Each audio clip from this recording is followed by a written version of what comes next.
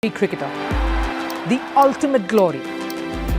Few manage to keep their date with destiny.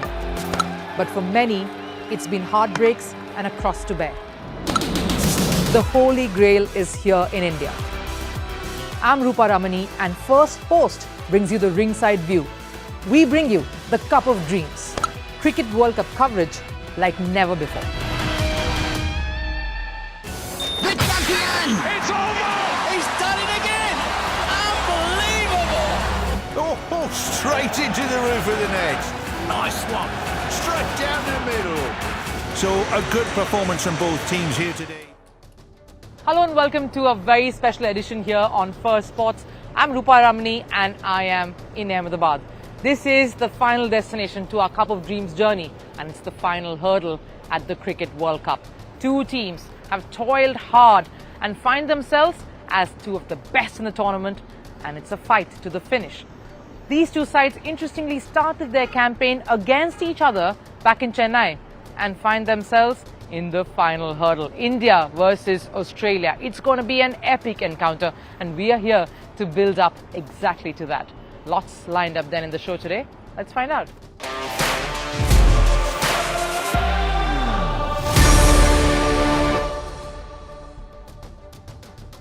It takes players, teams, support systems years to arrive at this moment, a World Cup final. No wonder very few teams have tasted glorious success, because it isn't easy. It takes years of perseverance, diligence, hard work, sweat, toil, tons of sacrifice, and a little bit of luck too. All of these factors have to sync up to result in one magnificent, glorious, historical moment, a World Cup win. We look at the 5 defining moments for both India and Australia in this tournament. What is different about this Indian team compared to the two that won World Cup titles for them? And of course, what are the interesting battles to look forward to? All of that heading your way. But before that, a look at all the headlines from the world of sports in Sports 360. In tennis, world number 1 Novak Djokovic has secured a semi-final spot at the ATP Finals. Serbia's Djokovic beat Polish Hubert Hurkacz 7-6 in the first set.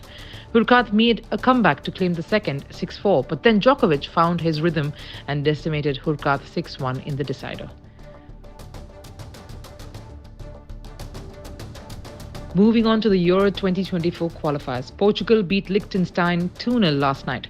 The game was scoreless in the first half. Cristiano Ronaldo scored the first goal for Portugal just 1 minute into second half. In the 57th minute, João Cancelo scored the second goal for Portugal.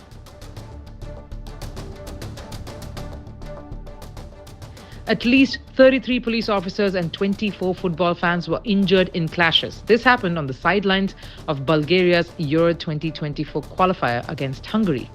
It ended in a 2-2 draw.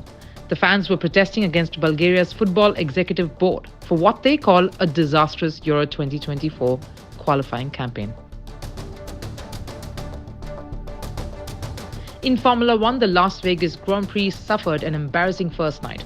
This after the opening practice on the new circuit was abandoned within 9 minutes due to a loose drain cover. Ferrari's Carlos Sainz was forced to a stop after hitting the cover, resulting in a red flag and damage to the front of his car. Oklahoma City beat Golden State, bringing in the 5th straight NBA defeat for the Warriors. They secured a convincing 128-109 victory on Thursday. Shai Gilgeous-Alexander scored 24 points to lead the Thunder, and Isaiah Joe fired 23 off the bench.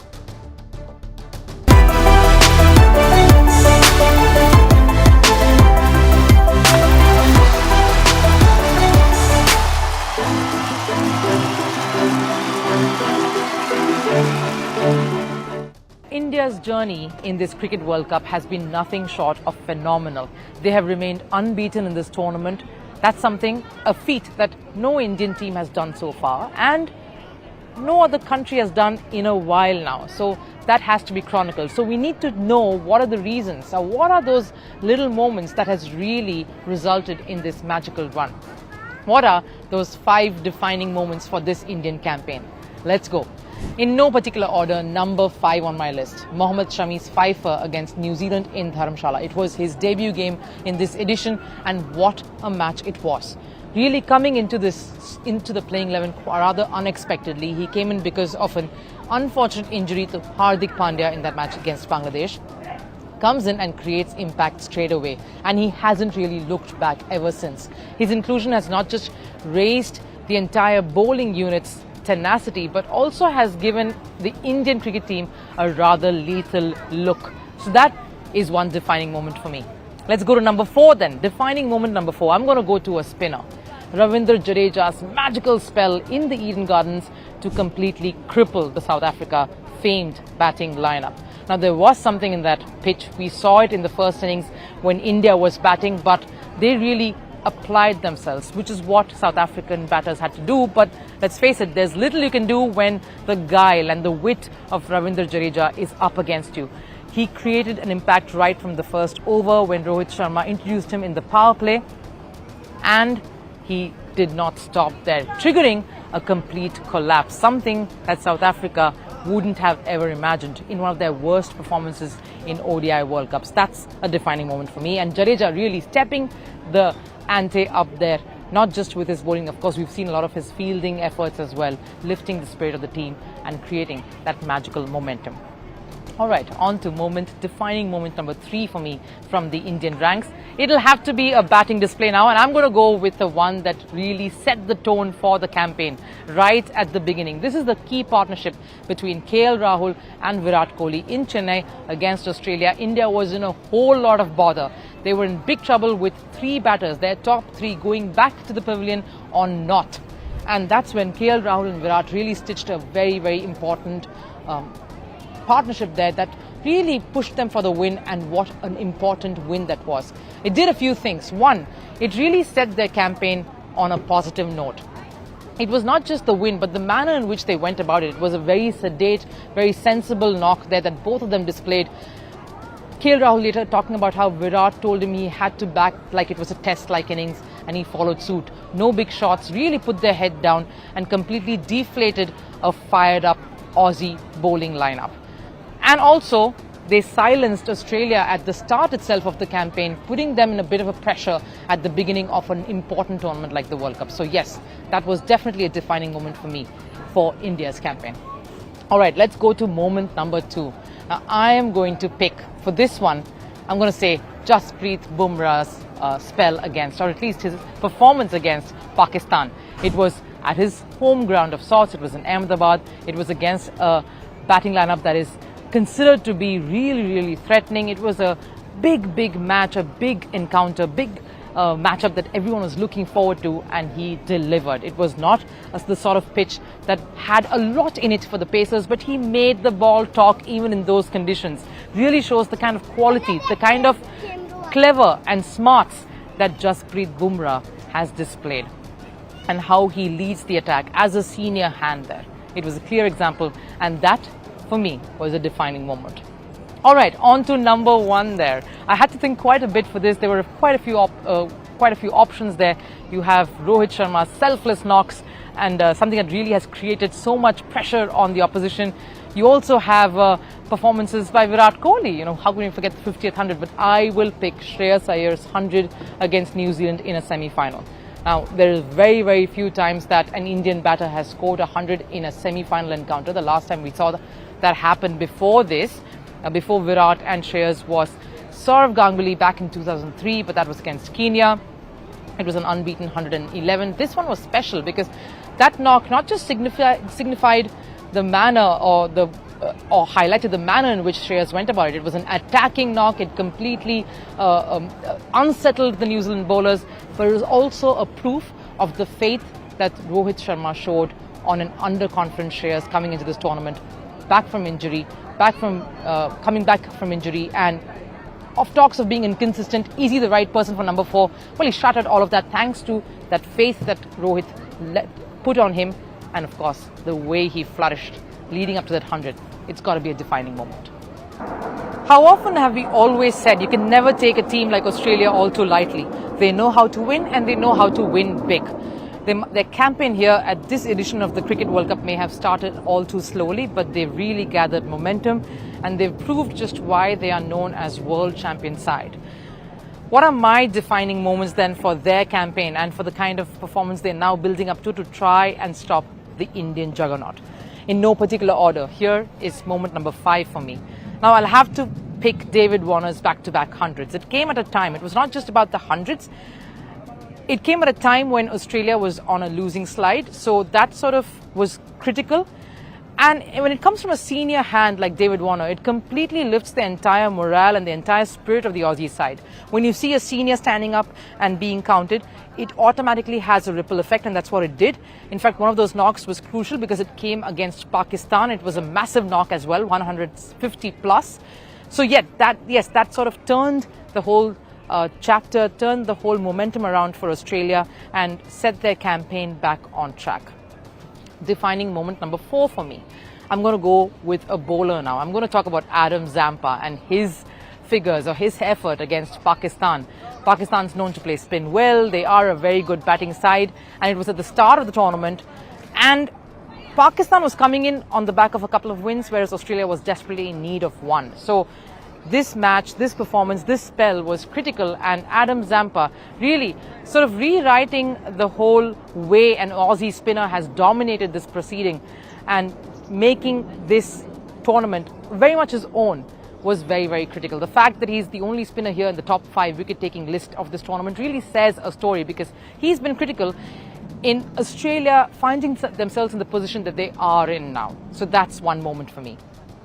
On to defining moment number 3. I'm going to go with another bowler. This is Josh Hazlewood. Didn't start that strong, had a few inconsistent bouts during this tournament, but his power play spell against South Africa in that match, in that semi-final, really again showcased just why the Aussie bowling lineup is so threatening. It reminded South Africa back of the horrific times or the horrific performance that they had experienced against India, got them crumbling to the feet. And really, how often in a semi-final do you see a team completely shattered or pulled down to 24 for 4 and recovering from there to go and script a win? They did fight, and they did bring it close before, of course, some sloppy fielding let them down, but Australia held their nerve, and Josh Hazlewood's performance there at the top really set the pace and gave them the confidence to close out that win. Okay, on to defining moment number 2. Now, there are quite a few again that I can pick from, but I'm going to go with that match, that Australia versus New Zealand face-off. Now, the performance I'm picking is Travis Head's 100. It was his comeback game, and really he didn't show much nerves. He was completely sure of his feet. He was confident there, and moreover, that entire match itself was very important, because had New Zealand won that high-scoring close affair, you never know how they could have taken from that. It could have proved to be a turning point for their campaign, and they could have been a different New Zealand side facing India in the semi-final. Who knows? But there are no place for ifs and buts in cricket as we know it. That close encounter, seeing off New Zealand, that last over by Mitchell Starc, and of course the way Australia powered through to close out a cliffhanger there really completely changed their campaign for them as well. Travis Head again playing crucial knock there. On to number 1, defining moment number 1. Well, of course, it has to be a defining moment for the entire World Cup really, and not just Australia. I will pick something that there's no guesses for this one. Glenn Maxwell's double ton against Afghanistan. Yes, it came against Afghanistan, and yes, we probably have to stop taking them all too lightly. They are a very strong side, as they have proved to in world cricket, but fighting cramps, fighting the odds, really staying there and making sure Australia has that win that helped them to seal a berth in the top 4, because Afghanistan was also fighting for it, was really critical. And that, again, was a very, very key chapter in Australia's campaign in this World Cup. So yes, right, those were my picks for the 5 defining moments that signified both India and Australia's campaigns here at the World Cup. The point is, we have the 2 best teams that have finally found their place in the Summit Clash. It's a repeat of the 2003 World Cup final. Of course, the tables have turned, because back then you had Ricky Ponting's men staying undefeated through the entire tournament to lift the World Cup title, and now you have India in that position and Australia really contenders for that title against favourites right now, Team India. If I had to sort of compare that particular team, a Saurav Ganguly-led side, or even MS Dhoni when they triumphed, or even a captain like Kapil Dev, all of those moments for India especially, in 1983 win, what it did was it put India on the sporting map in the world. It told the world that we can be champions at sport.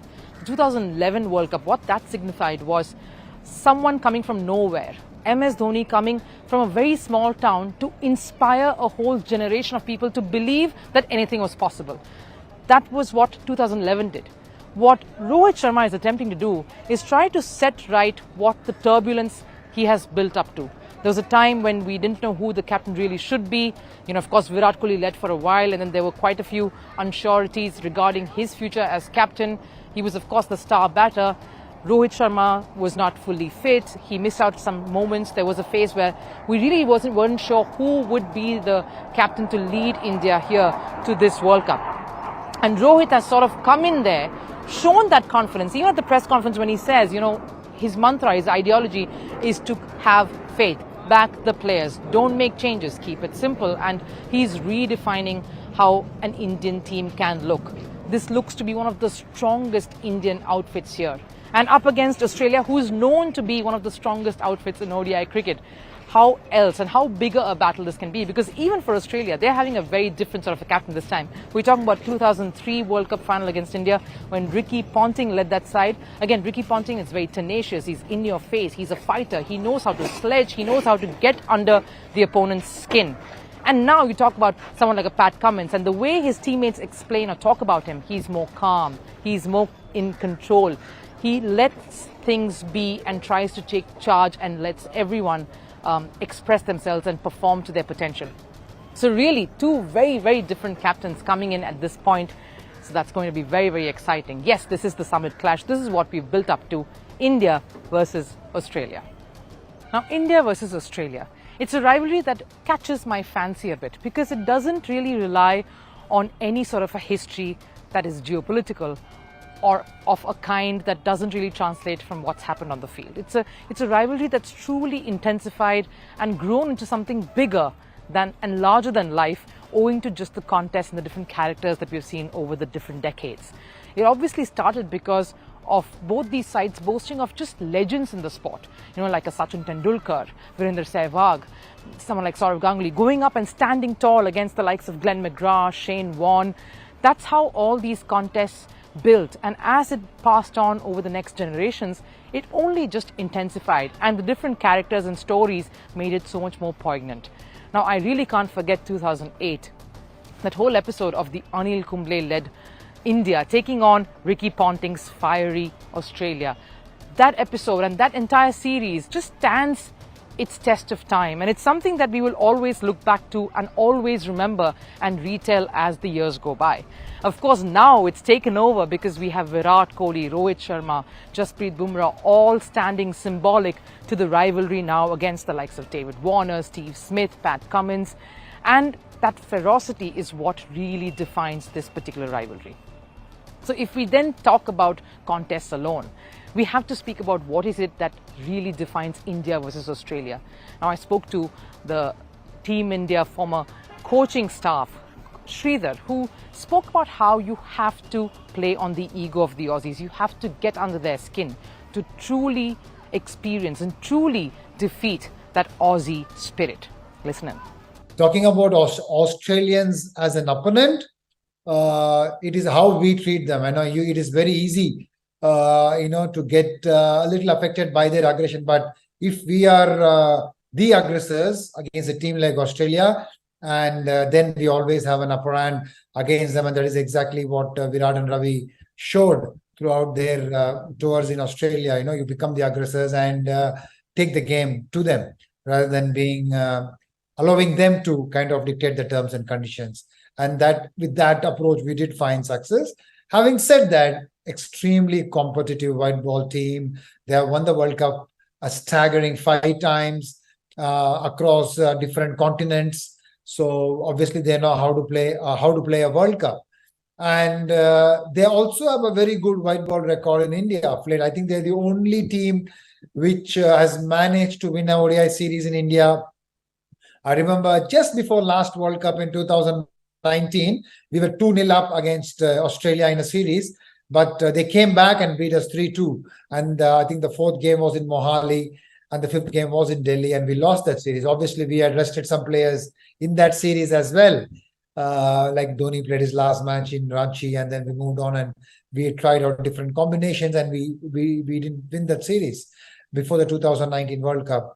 And even the last series when Australia traveled here in India, they played a magnificent game in Chennai, and Zampa bowled really well, and they defended a very low score against us, and they went on to clinch that series as well. So they probably are the only team to have beaten India twice in the last 8 or 10 years in India in a ODI series. So with that in mind, we have to give them a lot of respect. But their captain, Pat Cummins, obviously has not played a lot of ODI cricket for Australia of late, and he's hardly captained Australia in ODIs. Probably the most inexperienced ODI captain going into this World Cup, having captained them only for 4 or 5 games. So that is something which we will have to wait and watch as to how the team is responding to Pat Cummins' style of captaincy, although he's done exceptionally well in the Ashes. So that is something which Australia will worry about. A lot of players coming back from injury. Big Show, Maxwell, Steve Smith, Mitch Stark obviously had a good series last time around, but coming back from injury. So very, very interesting to watch. And I remember once, just before the 2015 World Cup semi-final, I remember Talat Dhoni once telling the team in one of those talks that when you play against the Aussies, you have to play against their ego. You have to make them play on their ego. That is something which we spoke about. And I think the players are very sharp. Someone like a Kohli is very sharp to catch the weaknesses of the Australians, and he has their pulse. He knows when to go after them. And we have, as a team, did realize that you have to get under the skin and go after them, play a very aggressive brand of cricket against them. That's really the root of it, isn't it? It's just amazing how you hear someone like MS Dhoni, a skipper like him, a figure like him, in the dressing room, putting down the strategy of how to take on a team like Australia. He knew exactly where to hit them hard. Because it's not just about playing to a plan or playing to a game plan or your strength. It's also about playing the person. And he was aware of that. Because you cannot take a team like Australia all too lightly. This is a new India. This is an India that is dominant, that is fierce, that has an attitude and an aggression to it. But it's up against a country, a team that knows how to win World Cup titles and has done it consistently so. The team that has won 5. So they know what it takes to be at a World Cup final. So let's look at the head-to-heads as far as ODI World Cups are concerned. Now the two have played each other 13 times. They obviously know each other really well. And Australia has the advantage there. They've won 8 out of those 13 encounters. So yes, there is something there, but you can't look at the past so much because this is a different contest. It has a different context. You have an Indian side that is undefeated coming into this tournament, and then you have an Aussie side that has found its rhythm finally. That started off slowly with losses but has built momentum thanks to some of their seniors really stepping in and shepherding that last crucial phase. So how will this stack up? What are the interesting battles to look forward to? I can immediately just picture some of them. How will Glenn Maxwell tackle the wily customers like Ravindra Jadeja or Kuldeep Yadav?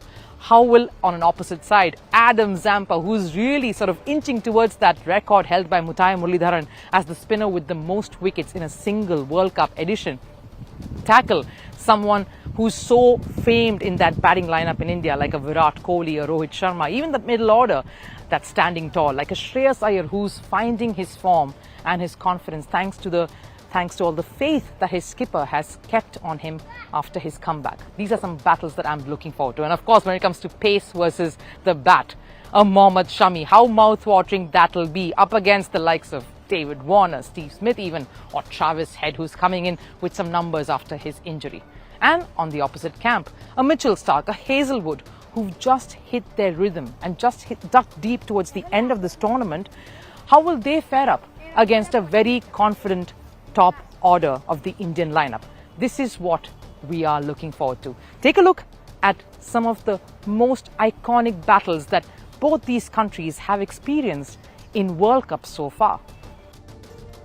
Now, ahead of the summit clash on the 19th of November, let's go back down memory lane and relive the moments of nerve-wracking encounters that tested the mettle of both the finalists in previous ICC World Cups. Much like India's semi-final match against the Kiwis, which was a rematch of the 2019 World Cup semi-final, the India vs Australia final stands as a compelling one, waiting to echo the drama that unfolded in Johannesburg. That's the last time these two sides met in an ICC World Cup final, all the way back in 2003, where Australia, led by the legendary Ricky Ponting, asserted dominance and triumphed over India by 125 runs. Ponting's unbeaten 140 powered Australia towards victory. India, who were chasing 360, lost despite a valiant effort. It was Sourav Ganguly then who was the Indian captain, but it was Sachin Tendulkar who became the heartbeat of the team. India last won a World Cup under MS Dhoni's leadership. That was during the 2011 edition of the ICC World Cup.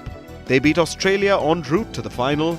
Ricky Ponting's crucial century in the quarter-final proved futile. R. Ashwin scalped two crucial wickets, that of Shane Watson and Ricky Ponting. Kohli and Ashwin are the only two from the current squad who featured back then in the 2011 edition.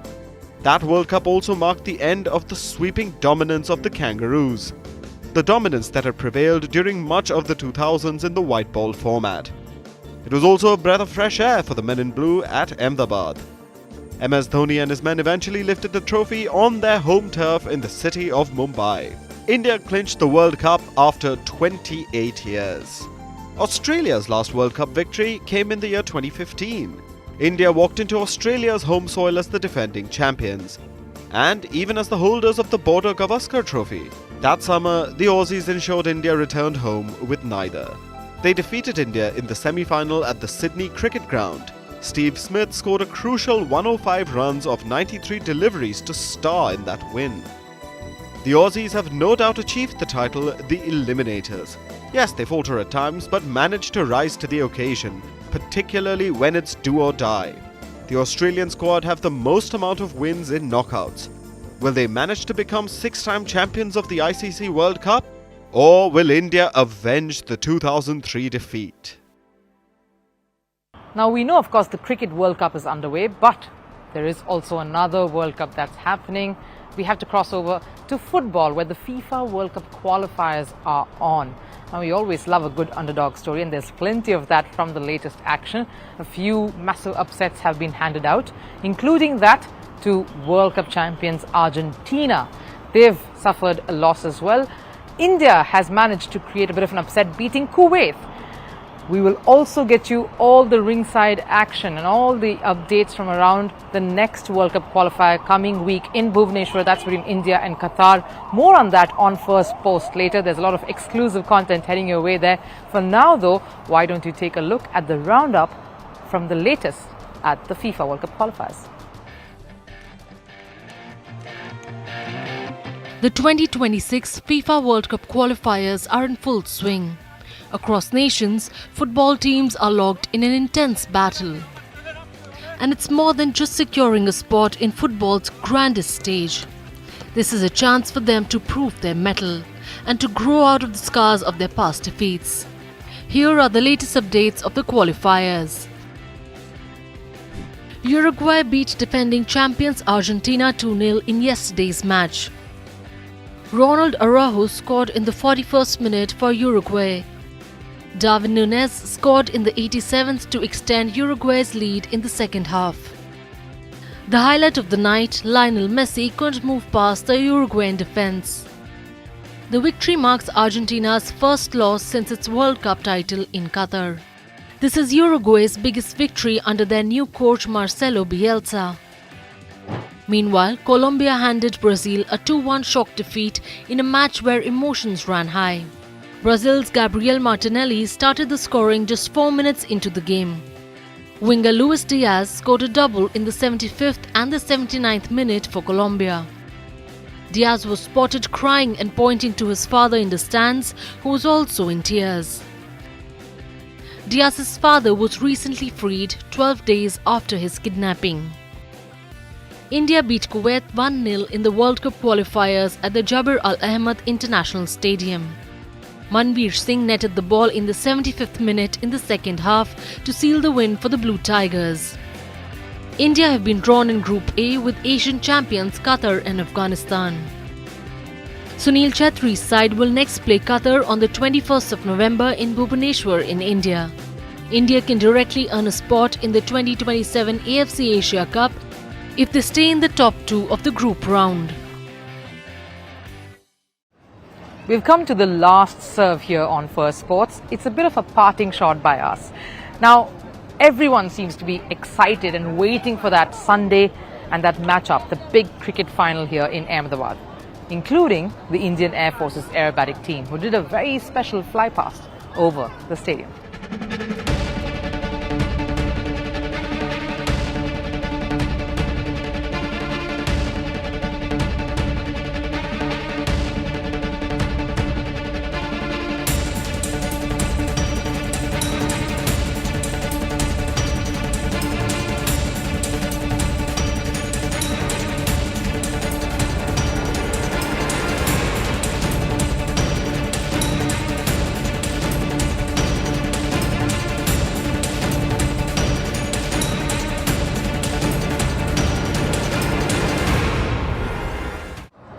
That does it here on our edition of Firstpost. It's a special one. It's almost drawing to a close, our Cup of Dreams journey here on Firstpost. We hope you enjoyed this broadcast as much as we did bringing it to you. Do keep following us for more. And of course, for now though, it's bye-bye. I'll keep seeing you soon. Till next time, take care.